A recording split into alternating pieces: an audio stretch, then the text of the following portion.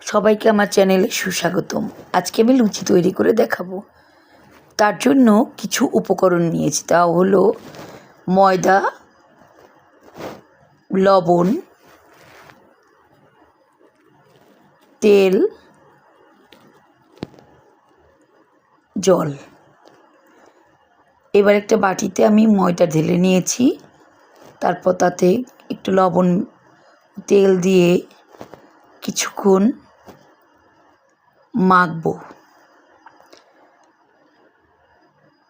ময়ান করার জন্য মেখে নেব।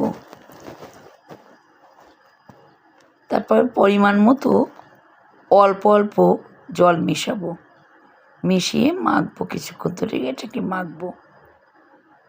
মাখা হলে এটাকে ডো তৈরি করে ছোটো করে লেচি করে তৈরি করব। লেচিগুলো এবার একটু তেল দিয়ে বেলে নেব। এদিকে কড়াইতে লুচিগুলো বেলা হলে কড়াইতে তেল দিয়ে দেব। কড়াইতে লুচিগুলো বেলে রাখলাম, এরপরে কড়াইতে তেল দিয়ে দেব। তেলটা গরম হলেই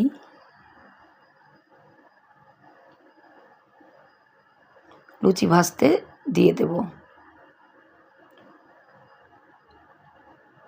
বেশ আস্তে করে এক পিঠ হয়ে গেলে উল্টিয়ে দেব।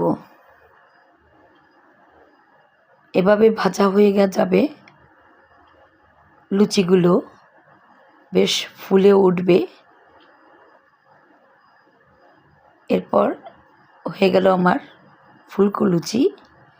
এটা তরকারি বা সেমাইয়ের সঙ্গে খাওয়া যাবে।